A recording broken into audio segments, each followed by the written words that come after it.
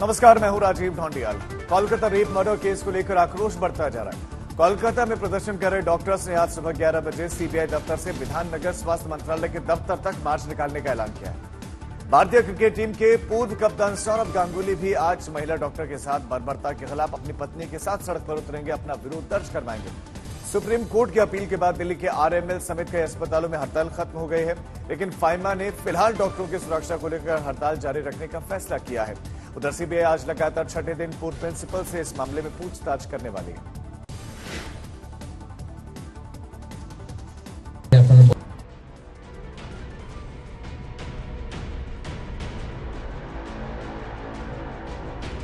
Kolkata rape murder case में पूर्व principal Sandeep Ghosh पर सीबीआई का शिकंजा कसता जा रहा है। आज लगातार छठे दिन संदीप घोष को पूछताछ के लिए बुलाया गया है। संदीप घोष से अब तक करीब 64 घंटे की पूछताछ की जा चुकी है, लेकिन सीबीआई को अपने सवालों के जवाब नहीं मिल रहे हैं। संदीप घोष से सीबीआई वारदात की उस रात का सच जानना चाहती है। सीबीआई की पूछताछ 4 सवालों के इर्द गिर्द घूम रही है। पहला सवाल, वारदात की सूचना मिलने के बाद क्या किया? दूसरा सवाल, वारदात की जानकारी मिलने के बाद किन लोगों से बातचीत की? तीसरा सवाल, पीड़िता के घर वालों को 3 घंटे तक इंतजार क्यों करवाया? चौथा सवाल, वारदात के बाद किसके कहने पर सेमिनार हॉल से सटे कमरों के रेनोवेशन का आदेश दिया था? सीबीआई सूत्रों से मिली जानकारी के मुताबिक संदीप घोष के बयानों में काफी विरोधाभास है, इसीलिए सीबीआई लगातार पूछताछ कर रही है। ठीक ऐसे ही सीबीआई ने आरोपी संजय के पॉलीग्राफी टेस्ट के लिए 60 सवालों की पूरी लिस्ट तैयार की है। इसके बाद भी सच सामने नहीं आया तो पॉलीग्राफी टेस्ट के बाद आरोपी संजय का ब्रेन मैपिंग और नार्को टेस्ट भी करवाया जा सकता है। कोलकाता कांड की सुनवाई अब गुरुवार को होगी। सुनवाई से पहले सीबीआई को स्टेटस रिपोर्ट कोर्ट में दाखिल करनी होगी। आरजीकर हॉस्पिटल की सुरक्षा का जिम्मा कोर्ट ने सीआईएसएफ को सौंप दिया है। बड़ी बात यह है कि कोलकाता कांड को देखते हुए मेडिकल स्टाफ की सुरक्षा को लेकर सुप्रीम कोर्ट ने 10 सदस्यीय नेशनल टास्क फोर्स का गठन किया है। कोलकाता रेप मर्डर केस में इंसाफ और स्वास्थ्य कर्मियों की सुरक्षा की मांग को लेकर डॉक्टर्स की देशव्यापी हड़ताल आज भी जारी है। ममता सरकार लगातार डॉक्टरों से काम पर लौटने की अपील कर रही है। सुप्रीम कोर्ट की अपील के बाद आरएमएल सहित कई अस्पतालों में हड़ताल खत्म हो गई है, लेकिन ऑल इंडिया मेडिकल एसोसिएशन ने फिलहाल काम पर लौटने से इनकार कर दिया है। आरजीकर मेडिकल कॉलेज में हुए हमले के मामले में आज कलकत्ता हाई कोर्ट में सुनवाई होने वाली है। पिछली सुनवाई में कोर्ट में अस्पताल की सुरक्षा में नाकाम रहने पर बंगाल पुलिस को फटकार लगाई थी। माना जा रहा है कि हमले की जांच भी सीबीआई को सौंपी जा सकती है। ब्यूरो रिपोर्ट, आज तक।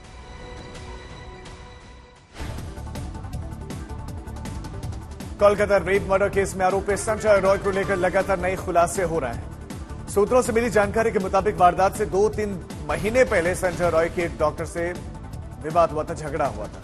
एक मरीज को भर्ती करवाने के दौरान एक महिला डॉक्टर के साथ भी उसकी भिड़ंत हुई थी। हालांकि बाद में उसने माफी मांग ली थी। सूत्रों से मिली एक्सक्लूसिव जानकारी के मुताबिक वारदात वाली रात संजय रॉय ने अस्पताल के पीछे शराब पी थी। इसके बाद 2 रेड लाइट एरिया में भी गया। महिला डॉक्टर हत्याकांड में जिसको अरेस्ट की गई, वो गिरफ्तार की गई संजय रॉय, इसका मानसिकता पहले से विकृत था, और लेकिन कितना विकृत था इसका नया उदाहरण अभी सामने आ रहा है। कोलकाता पुलिस के सूत्रों के मुताबिक उस रात हत्याकांड से पहले ये संजय आरजीकर हॉस्पिटल के पीछे बैठकर और एक आदमी के साथ दारू पी थी, और उस वक्त जो साथ था वो भी कोलकाता पुलिस के और एक सिविक वॉलंटियर। दारू पीने के बाद आधी रात में वो निकल गया एक रेड लाइट एरिया पे, जहाँ जो है सोनागाछी, जो उत्तर कोलकाता में है, वो सोनागाछी में जाकर वहां से फिर से चेतला एरिया है जो साउथ कोलकाता की और एक एरिया, जहां पर और एक रेड लाइट एरिया है, वहां पर भी गया था संजय उस व्यक्ति को लेकर जो भी कोलकाता पुलिस के एक सिविक वॉलंटियर की काम करते हैं। इसी के दौरान जिस टाइम वो आधी रात में रेड लाइट एरिया पे था, उसी दौरान रास्ता से गुजरने वाली एक लड़की को उसने छेड़छाड़ किया, ऐसे भी जानकारी सामने आ रही कोलकाता पुलिस के सूत्रों से। इसके बाद उसने एक औरत को फोन करके उनकी न्यूड फोटो मांगा। इसके बाद संजय ने वापस चला गया आरजी कौर हॉस्पिटल में, लेकिन पहले वो जाके सेमिनार हॉल में नहीं, पहले वो एक ऑपरेशन थिएटर में गया था। ऐसे भी जानकारी कोलकाता पुलिस के सूत्र से आ रहा है कि पहले वो दूसरे बिल्डिंग में जाके एक ऑपरेशन थिएटर है जो कि ट्रॉमा केयर बिल्डिंग में है, उस बिल्डिंग में जाके ऑपरेशन थिएटर में गया था, घुसने की कोशिश किया। इसके बाद उसका अंदर अंधेरा था इसलिए वो निकल गया, लेकिन 3:55 पर वो उसने इमरजेंसी बिल्डिंग में गया, जिस बिल्डिंग का 3rd फ्लोर में है वो सेमिनार हॉल, जिस सेमिनार हॉल के अंदर यह हत्याकांड हुई।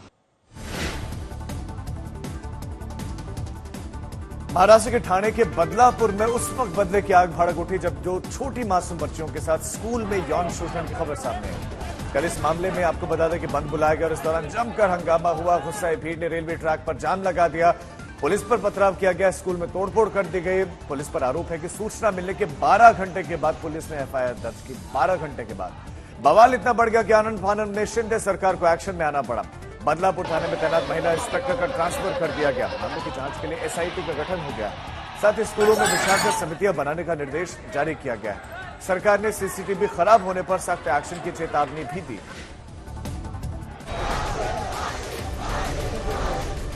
स्कूल में तोड़फोड़,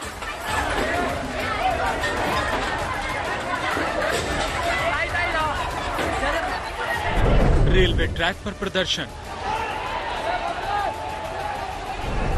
पुलिस पर पथराव,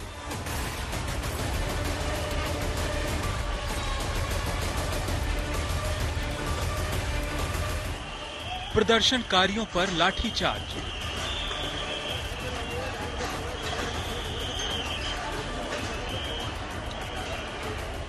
आक्रोश की ये तस्वीरें ठाणे के बदलापुर इलाके की हैं।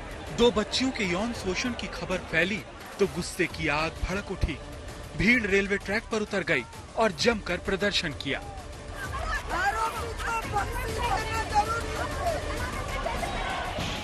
पुलिस ने भीड़ को रोकने के लिए आंसू गैस के गोले दागे, जिसके बाद लोगों ने पथराव शुरू कर दिया। पुलिस और प्रदर्शनकारियों के बीच जोरदार झड़प हुई। लाठीचार्ज के बाद गुस्साई भीड़ ने पुलिस के वाहनों को भी निशाना बनाया। एफआईआर के मुताबिक 23 साल के आरोपी ने स्कूल के बाथरूम में 2 बच्चियों के साथ यौन शोषण किया। वारदात 13 अगस्त सुबह 9 से 12 बजे के बीच हुई। 16 अगस्त को बच्चियों ने स्कूल जाने से इनकार कर दिया। परिजनों के मुताबिक बच्चियां काफी डरी हुई थीं। 16 अगस्त को ही पुलिस को सूचना दी, लेकिन एफआईआर 12 घंटे बाद रात करीब 9 बजे दर्ज की गई। ठाणे के जिस स्कूल में मासूम बच्चियों के साथ हैवानियत हुई, वहां भी जमकर हंगामा हुआ। गुस्साई भीड़ ने स्कूल में जमकर तोड़फोड़ की। पुलिस ने आरोपी अक्षय शिंदे को पॉक्सो एक्ट के तहत केस दर्ज कर गिरफ्तार किया है। महिला इंस्पेक्टर शुभदास चितोले का ट्रांसफर कर दिया गया। स्कूल प्रिंसिपल, क्लास टीचर और एक महिला कर्मचारी को निलंबित कर दिया गया। मामले की जांच के लिए एसआईटी गठित की गई है और केस को फास्ट ट्रैक कोर्ट में चलाने के आदेश दिए गए हैं। महाराष्ट्र के स्कूल शिक्षा मंत्री दीपक केसरकर ने कहा कि स्कूलों में विशाखत समितियां बनाई जाएंगी। यदि स्कूल परिसर में लगे सीसीटीवी कैमरे खराब मिले तो एक्शन होगा। बदलापुर में 2 मासूम बच्चियों के साथ हुई बर्बरता के खिलाफ वकीलों ने बॉम्बे हाई कोर्ट का रुख किया है और अदालत से मामले में स्वतः संज्ञान लेने की अपील की है। शहर में इंटरनेट सेवा बंद है। आज अलका लांबा के साथ कांग्रेस की महिला विधायकों का एक दल बदलापुर में परिजनों से मुलाकात करेगा। बच्चियों के साथ यौन शोषण के बाद बदलापुर में हालात नियंत्रण करने के लिए कोशिशें जारी हैं। पुलिस ने दावा किया है कि इस मामले में 2 से 3 दिन में चार्जशीट फाइल की जाएगी।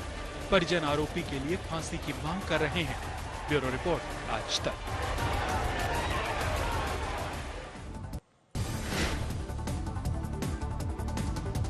बदलापुर में 2 बच्चियों के साथ हुई हैवानियत को लेकर महाराष्ट्र की सियासत गर्मा गई है। उद्धव ठाकरे ने शिंदे सरकार पर निशाना साधा है। उद्धव ने कहा कि बंगाल में जो हुआ उसके बाद बदलापुर में जो हुआ है वो भी दुर्भाग्यपूर्ण है। राज्य की बहनों को 1500 रुपए नहीं बल्कि सुरक्षा की जरूरत है। वहीं ओवैसी की पार्टी ने भी शिंदे सरकार को निशाना बनाया। पूर्ण देशात वारंवार घडतात आणि आपल्याकडे कशी घाणेरडी पद्धत सुरू झालेली आहे की ठराविक राज्यातल्या ठराविक घटनांचं राजकारण केलं जाते।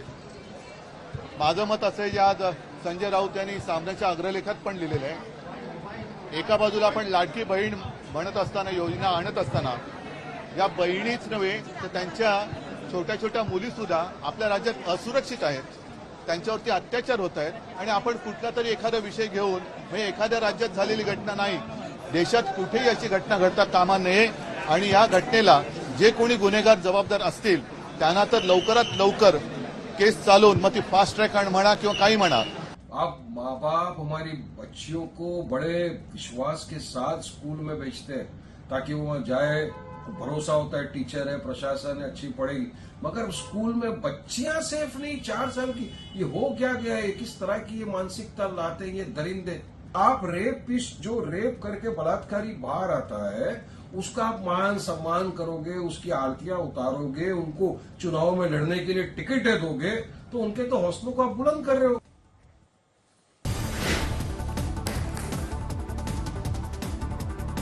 बदलापुर में मचे हुए बवाल के बाद में महाराष्ट्र के अकोला में भी आपको बता दें कि अश्लील वीडियो दिखाकर शोषण का मामला सामने आया. इस मामले में भी पुलिस ने गिरफ्तारियां की हैं. एक शिक्षक को इस मामले में अरेस्ट किया गया है. 8वीं कक्षा में पढ़ने वाली 6 छात्राओं ने माध्यमिक विद्यालय में पढ़ाने वाले प्रमोद सरदार नाम के शिक्षक पर आरोप लगाया कि उन्हें अश्लील वीडियो दिखाकर गलत तरीके से टच करता था.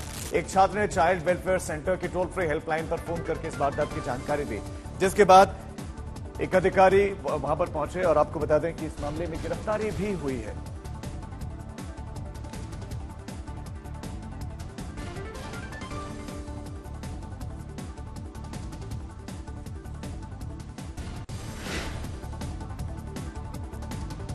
कांग्रेस नेता राहुल गांधी ने आज अपने संसदीय क्षेत्र रायबरेली में मारे गए दलित युवक अर्जुन पासी के परिवार वालों से उन्होंने मुलाकात की, उन्हें मदद का भरोसा दिया.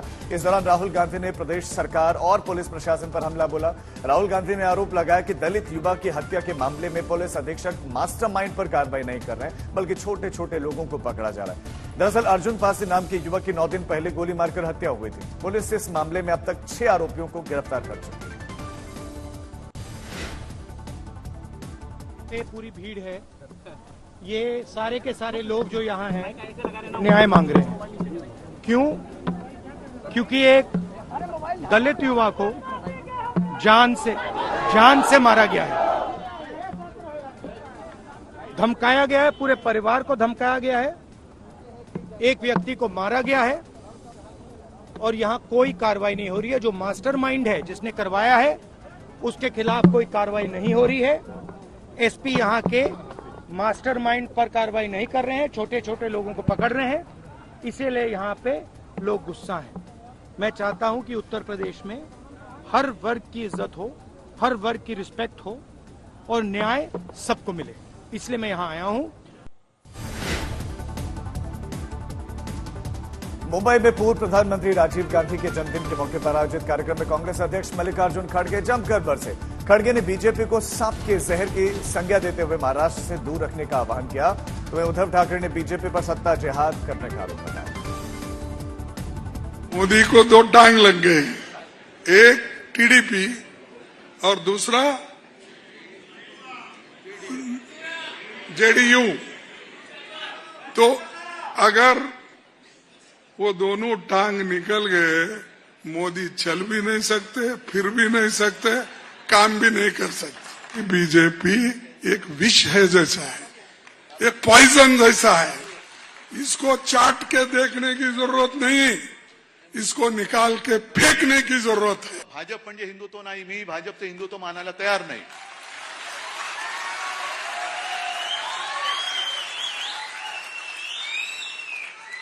आणि मग मध्ये जो एक त्यांनी शब्द काढला होता, म्हणजे मी ते वाचलं, आसामचे मुख्यमंत्री आहेत, त्यांनी आणखीन काय काय शब्द काढलेत, पूर जिहाद, हे जिहाद. तर पूर जिहाद मग आता जे भाजपचं चाललंय, कोणी या, अगदी गद्दार आले तरी चालतील, भ्रष्टाचार आले तरी चालतील, पण आम्हाला सत्ता पाहिजे. हा यांचा सत्ता जिहाद आहे, हा सत्ता जिहाद आहे. आणि या सत्ता जिहादच्या विरुद्ध आपण सगळे एकत्र आलेलो आहोत. महाराष्ट्र विधानसभा की तैयारियों के बीच में एआईएमआईएम की अंदरूनी लड़ाई कैमरे पर भी दिखने लगी है. पार्टी ने फयाज अहमद को हटाकर रईस लस्करिया को मुंबई की कमान सौंपी तो दोनों के समर्थक आमने सामने हो गए. अभी इम्तियाज अली मुंबई के नए अध्यक्ष का ऐलान कर ही रहे थे कि पुराने अध्यक्ष ने पार्टी दफ्तर में जाकर खरी खोटी सुना दी। इस बीच में इम्तियाज ने AIMIM और MVA के साथ मिलकर चुनाव लड़ने की खबरों को हवा दे दी।